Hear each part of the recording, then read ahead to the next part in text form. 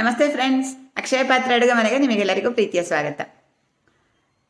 ಹೊರಗೆ ಹೋಟೆಲಿಗೆ ಹೋದರೆ ಬಗೆ ಬಗೆಯ ದೋಸೆಗಳನ್ನು ಕಾಣ್ತೇವೆ, ಅದನ್ನು ನಾವು ಮಾಡಿ ತಿಂತೇವೆ ಕೂಡ. ಆದರೆ ಸಾಂಪ್ರದಾಯಿಕವಾಗಿ ಹಿಂದಿನ ಕಾಲದಲ್ಲಿ ಮನೆಯಲ್ಲಿ ರುಚಿಯಾದ ಮತ್ತು ಆರೋಗ್ಯಪೂರ್ಣವಾದ ವಿಧ ವಿಧವಾದ ದೋಸೆಗಳನ್ನು ಮಾಡ್ಕೊಳ್ತಾ ಇದ್ರು. ನಮ್ಮ ಕಡೆಗಳಲ್ಲಿ ಹೆಚ್ಚಾಗಿ ತರಕಾರಿಗಳನ್ನು ಬಳಸಿ ಅಕ್ಕಿ ಜೊತೆ ಸೇರಿಸಿ ರುಬ್ಬಿ ದೋಸೆ ಮಾಡ್ತೇವೆ. ಇದರಲ್ಲಿ ಮುಖ್ಯವಾಗಿ ಸೌತೆಕಾಯಿ, ಬೂದುಗುಂಬಳಕಾಯಿ, ಸೋರೆಕಾಯಿ, ಬಾಳೆಕಾಯಿ ಇಂಥ ತರಕಾರಿಗಳನ್ನು ಬಳಸಿ ದೋಸೆ ಮಾಡ್ತೇವೆ. ನಾನು ಹಿಂದೊಮ್ಮೆ ಹಲಸಿನಕಾಯಿ ದೋಸೆ ಮಾಡೋದನ್ನು ಕೂಡ ತೋರಿಸಿದ್ದೇನೆ. ಅದೇ ರೀತಿ ಇವತ್ತು ನಾನು ಸೌತೆಕಾಯಿ ಅಥವಾ ನಮ್ಮಲ್ಲಿ ಮಳೆಗಾಲದಲ್ಲಿ ಉದ್ದವಾದಂಥ ಸೌತೆಕಾಯಿ ಬೆಳಿತೇವೆ, ಅದಕ್ಕೆ ಮುಳ್ಳು ಸೌತೆ ಅಂತ ಹೇಳ್ತೇವೆ. ಅದಾದರೆ ತುಂಬ ಪರಿಮಳ ರುಚಿ. ಅದಿಲ್ಲ ಅಂತಂದರೆ ಅಂಗಡಿಯಿಂದ ದಪ್ಪವಾದಂಥ ಸೌತೆಕಾಯಿ ತಂದು ದೋಸೆ ಮಾಡೋದು ಹೇಗೆ ಅಂತ ಇವತ್ತು ತೋರಿಸ್ತಾ ಇದ್ದೇನೆ, ಬನ್ನಿ. ಹೆಚ್ಚಿನ ತರಕಾರಿಗಳಿಂದಲೂ ಸಪ್ಪೆ ದೋಸೆ ಮಾಡ್ತೇವೆ, ಆದರೆ ಸೌತೆಕಾಯಿ ಅಥವಾ ಕುಕ್ಕುಂಬರನ್ನು ಬಳಸಿ ಮಾಡುವಾಗ ಸಪ್ಪೆ ದೋಸೆಯೂ ಮಾಡಬಹುದು, ಬೆಲ್ಲ ಹಾಕಿ ಸಿಹಿ ದೋಸೆ ಕೂಡ ಮಾಡ್ಕೊಳ್ಬಹುದು.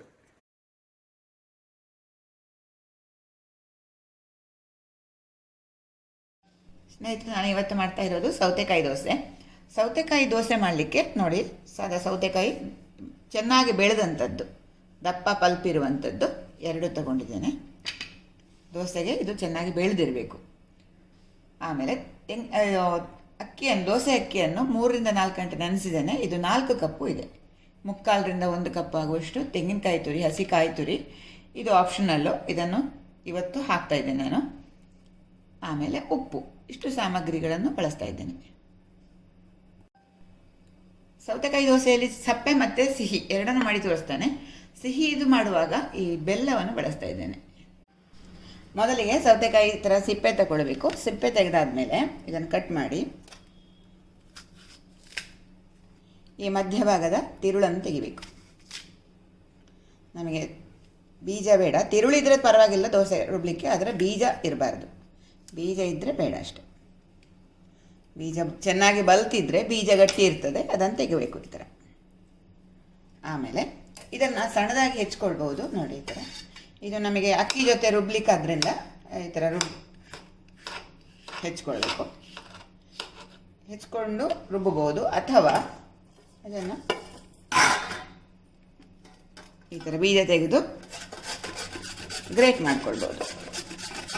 ಯಾವುದು ನಮಗೆ ಸುಲಭವೋ ಅದನ್ನು ಮಾಡ್ಕೊಳ್ಬೋದು. ಸೌತೆಕಾಯಿಯನ್ನು ಇಲ್ಲಿ ತುರಿದಿಟ್ಟಿದ್ದೇನೆ. ನನಗೆ ಇದು ಸುಲಭ ಅನ್ನಿಸ್ತದೆ, ಹಾಗಾಗಿ ತುರಿದಿಟ್ಟಿದ್ದೇನೆ. ಗ್ರೈಂಡರಲ್ಲಿ ಹಾಕೋದಾದರೂ ಸಹ ಈ ತುರಿದ್ರೆ ಒಳ್ಳೆಯದು, ಕಟ್ ಮಾಡೋ ಬದಲು ತುರಿದ್ರೆ ಒಳ್ಳೆಯದು. ಮತ್ತು ಇದು ನೋಡಿ, ಇದರಲ್ಲಿ ನೀರು ಬರ್ತದೆ, ಈ ಥರ ನೀರು ಬಿಟ್ಟಿದೆ ಅದರದ್ದೇ ಸೌತೆಕಾಯಿದು. ಈ ನೀರನ್ನು ಬಳಸಿ ನಾವು ಅಕ್ಕಿಯನ್ನು ರುಬ್ಬಬಹುದು. ಇದರಲ್ಲಿ 4 ಕಪ್ಪು ಸೌತೆಕಾಯಿ ತುರಿ ಇದೆ. ಈಗ ನೆನೆಸಿಟ್ಟಂಥ ಅಕ್ಕಿಯನ್ನು ರುಬ್ಬಬೇಕು. ಇದಕ್ಕೆ ನಾನು ಮಿಕ್ಸಿ ಜಾರ್ಗೆ ಹಾಕ್ಕೊಳ್ತೇನೆ. ಇದರ ನೀರು ಬೇಡ, ನಾನು ಆಗಲೇ ಹೇಳಿದಂತೆ ಸೌತೆಕಾಯಿ ತುರಿಯಲ್ಲಿ ಬಿಟ್ಟುಕೊಂಡಂಥ ನೀರನ್ನೇ ಬಳಸೋಣ ಮೊದಲಿಗೆ.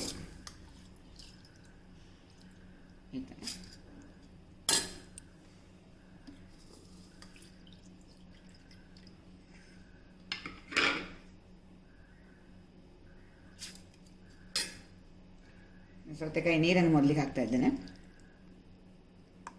ಆಮೇಲೆ ತೆಂಗಿನಕಾಯಿ ತುರಿಯನ್ನು ಕೂಡ ಸೇರಿಸ್ಕೊಳ್ತೇನೆ. ಇದು ಆಪ್ಷನಲ್ಲು, ತೆಂಗಿನಕಾಯಿ ತುರಿ ಇಲ್ಲದೆ ಕೂಡ ಮಾಡ್ಕೊಳ್ಬೋದು, ರುಬ್ಬಬಹುದು. ಆದರೆ ತೆಂಗಿನಕಾಯಿ ತುರಿ ಹಾಕುವುದರಿಂದ ದೋಸೆ ಅಂಟೆಂಟಾಗುವ ಬದಲು ಚೆನ್ನಾಗಿ ಬರ್ತದೆ. ಹಾಗಾಗಿ ನಾನು ತೆಂಗಿನಕಾಯಿ ತುರಿಯನ್ನು ಬಳಸ್ತಾ ಇದ್ದೇನೆ. ಈಗ ಇದನ್ನು ಗ್ರೈಂಡ್ ಮಾಡ್ಕೊಳ್ತೇನೆ. ಮೊದಲಿಗೆ ಅಕ್ಕಿ ರುಬ್ಬುವಾಗ ಸೌತೆಕಾಯಿ ತುರಿ ಹಾಕೋದು ಬೇಡ, ನೀರು ಮಾತ್ರ ಹಾಕ್ಕೊಂಡ್ರೆ ಸಾಕು. ಈಗ ಅರ್ಧ ರುಬ್ಬಿ ಆದಮೇಲೆ ಸೌತೆಕಾಯಿ ತುರಿ ಹಾಕೋದು.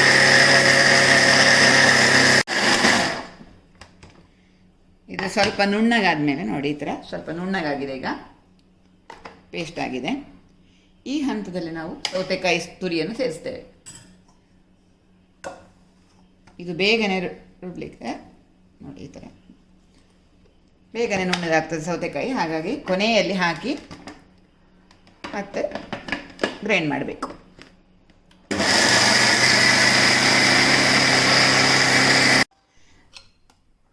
ದೋಸೆ ಹಿಟ್ಟು ರುಬ್ಬಿ ಆಯಿತು. ನಾನು 2 ಸರ್ತಿಯಾಗಿ ರುಬ್ಬಿದ್ದೇನೆ. ಸೌತೆಕಾಯಿ ತುರಿಯನ್ನು ಪೂರ್ತಿಯಾಗಿ ಹಾಕ್ಕೊಂಡಿದ್ದೇನೆ. ಈಗ ಇದರ ಜೊತೆ ಉಪ್ಪನ್ನು ಕೂಡ ಸೇರಿಸಿದ್ದೇನೆ.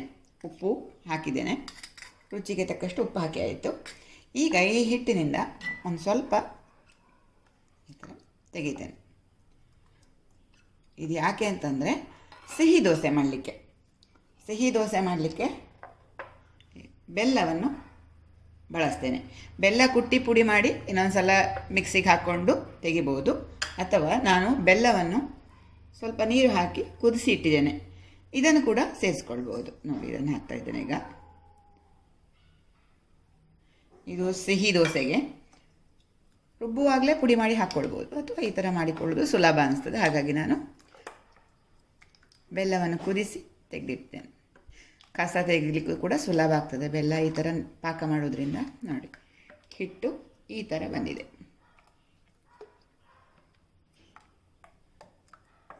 ಈಗ ನಾನು ನೀರು ಇದಕ್ಕೇನು ಹಾಕ್ಕೊಳ್ಳಿಲ್ಲ, ದೋಸೆ ಮಾಡುವಾಗ ನೋಡಿಕೊಂಡು ನೀರು ಹಾಕ್ಕೊಳ್ಬೋದು. ಮೊದಲಿಗೆ ಸಪ್ಪೆ ದೋಸೆ ಮಾಡಿ ತೋರಿಸ್ತೇನೆ. ನೋಡಿ, ಈ ಥರ ಹಿಟ್ಟು ರೆಡಿಯಾಗಿದೆ. ಇದಕ್ಕೆ ಒಂದು ಸ್ವಲ್ಪ ನೀರು ಸೇರಿಸ್ಕೊಳ್ತೇನೆ. ಈಗ ಅರ್ಧ ಲೋಟ ಆಗುವಷ್ಟು ನೀರು ಸೇರಿಸಿದ್ದೇನೆ, ಸ್ವಲ್ಪ ತೆಳ್ಳಗೆ ಮಾಡಿಕೊಂಡಿದ್ದೇನೆ. ಸೌತೆಕಾಯಿ ತುರಿ ಕಡಿಮೆ ಇದ್ದರೆ ಸ್ವಲ್ಪ ನೀರು ದೋಸೆ ಥರ ಕೂಡ ಮಾಡ್ಕೊಳ್ಬೋದು.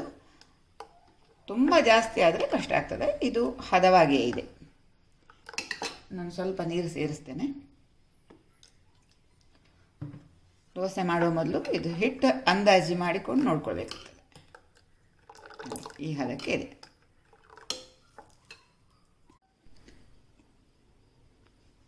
ಈಗ ದೋಸೆ ಹಾಕೋದು ತೋರಿಸ್ತೇನೆ. ದೋಸೆ ಮಾಡೋದು ಈ ಥರ ತೆಳ್ಳಗೆ ಮಾಡ್ಕೊಳ್ಬೋದು. ಇದು ನೋಡಿ, ತೂತಾಗಿ ಬಂದಿದೆ. ದೋಸೆ ಹಿಟ್ಟು ರುಬ್ಬಿ ಹೆಚ್ಚೊತ್ತು ಇಡೋದು ಬೇಡ, ಕ್ಷಣಕ್ಕೆ ಮಾಡ್ಕೊಳ್ಬೋದು. ಇದು ಹುಳಿ ಬರಬಾರ್ದು ಹಿಟ್ಟು. ಇದೇ ರೀತಿಯಾಗಿ ನಾವು ಬೇರೆ ಬೇರೆ ತರಕಾರಿಗಳಿಂದ ದೋಸೆ ಮಾಡ್ಕೊಳ್ಬೋದು. ಮಂಗಳೂರು ಸೌತೆ, ಬೂದಿ ಕುಂಬಳಕಾಯಿ, ಬಾಳೆಕಾಯಿಂದ ಕೂಡ ಇದೇ ಥರ ದೋಸೆ ಮಾಡ್ಕೊಳ್ಬೋದು.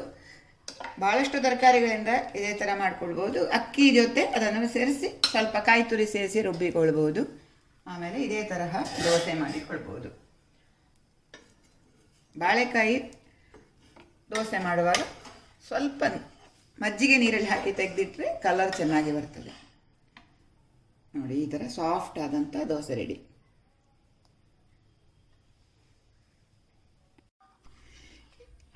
ಅದೇ ಕಾವಲಿಗೆಯಲ್ಲಿ ಸಿಹಿ ದೋಸೆಯನ್ನು ಕೂಡ ಮಾಡೋದು ತೋರಿಸ್ತೇನೆ. ಈಗ ನೋಡಿ, ಸಿಹಿ ದೋಸೆಯ ಹಿಟ್ಟು. ಈಗ ಇದನ್ನು ಬೆಚ್ಚಗಿನ ಕಾವಲಿಗೆಯಲ್ಲಿ ಹಾಕಬೇಕು. ಜಾಸ್ತಿ ಎಣ್ಣೆ ಅಂಶ ಇರಬಾರ್ದು, ತುಂಬ ತೆಳ್ಳಗೆ ಕೂಡ ಮಾಡ್ಕೊಳ್ಬಾರ್ದು. ದೋಸೆ ಹಿಟ್ಟು ಜಾಸ್ತಿ ತೆಳ್ಳಗೆ ಮಾಡಿದರೆ ಏಳೋದು ಕಷ್ಟ ಆಗ್ತದೆ. ಮುಚ್ಚಿ ಬೇಯಿಸಬೇಕು. ಸಿಹಿ ದೋಸೆಯನ್ನು ಹೀಗೆ ನೇರವಾಗಿ ತೆಗಿಬೋದು. ಈ ಥರ ತೆಗಿಬೋದು, ಅಥವಾ ತುಪ್ಪ ಹಾಕಿ ಕೌಚಿ ಹಾಕ್ಕೊಳ್ಬೋದು, ಅದು ಕೂಡ ಚೆನ್ನಾಗಿರ್ತದೆ.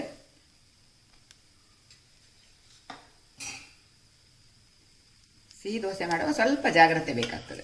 ಜಾಸ್ತಿ ನೀರು ಹಾಕಿದರೆ ಏಳೋದು ಕಷ್ಟ ಆಗ್ತದೆ.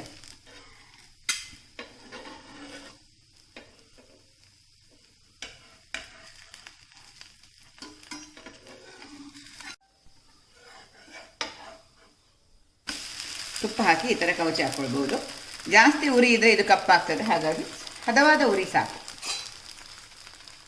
ಇದು ಸಂಜೆ ಕಾಫಿಗೆ ತುಂಬ ರುಚಿಯಾಗಿರ್ತದೆ ಸಿಹಿ ದೋಸೆ. ಇದು ಸಾಕು. ನೋಡಿ, ಈ ಥರ ಸಿಹಿ ದೋಸೆ ಕೂಡ ರೆಡಿ. ಇದು ಆಗ ಮಾಡಿದಂಥ ಸಪ್ಪೆ ದೋಸೆ. ನೋಡಿ ಎಷ್ಟು ಸಾಫ್ಟ್ ಇದೆ ಅಂತ. ಇದು ಸಿಹಿ ದೋಸೆ, ಅದು ಕೂಡ ಸಾಫ್ಟಾಗಿಯೇ ಇದೆ. ಇದರ ಜೊತೆ ಈ ತೆಂಗಿನಕಾಯಿಯ ಕೆಂಪು ಚಟ್ನಿ ತುಂಬ ಚೆನ್ನಾಗಿರ್ತದೆ. ಕೆಂಪು ಚಟ್ನಿ ಜೊತೆ ಸೌತೆಕಾಯಿ ದೋಸೆ. ತರಕಾರಿಗಳಿಂದ ದೋಸೆ ಮಾಡುವ ವಿಧಾನವನ್ನು ನೋಡಿದ್ರಲ್ಲ, ಇಷ್ಟ ಆಯಿತು ಅಂತ ಅಂದ್ಕೊಳ್ತೇನೆ. ಇಷ್ಟ ಆದರೆ ಒಂದು ಲೈಕ್ ಒತ್ತಿ, ನಿಮ್ಮ ಮಿತ್ರರಿಗೆ ದಯವಿಟ್ಟು ಈ ವಿಡಿಯೋವನ್ನು ಶೇರ್ ಮಾಡಿಕೊಳ್ಳಿ. ಹೊಸಬರು ನನ್ನ ವಿಡಿಯೋ ನೋಡ್ತಾ ಇರೋರಾದರೆ ನಮ್ಮ ಅಕ್ಷಯ ಪಾತ್ರ ಅಡುಗೆ ಮನೆ ಚಾನಲನ್ನು ಸಬ್ಸ್ಕ್ರೈಬ್ ಮಾಡಿಕೊಳ್ಳಿ. ಸಬ್ಸ್ಕ್ರೈಬ್ ಮಾಡುವುದರೊಂದಿಗೆ ಬದಿಯಲ್ಲಿರುವ ಗಂಟೆ ಚಿತ್ರ ಅಥವಾ ಬೆಲ್ ಐಕಾನ್ ಇರ್ತದಲ್ಲ ಬದಿಯಲ್ಲಿ, ಅದನ್ನು ಒತ್ತಿದರೆ ಮಾತ್ರ ನಾನು ಹೊಸ ಅಡಿಗೆ ಮಾಡಿದಾಗ ನಿಮಗೆ ತಕ್ಷಣಕ್ಕೆ ಅದರ ನೋಟಿಫಿಕೇಶನ್ ಸಿಗ್ತದೆ. ಹಾಗಾಗಿ ಸಬ್ಸ್ಕ್ರೈಬ್ ಮಾಡೋದು ಮತ್ತು ಬೆಲ್ ಐಕಾನ್ ಒತ್ತಿಕೊಳ್ಳುವುದನ್ನು ಮರಿಬೇಡಿ. Thank you.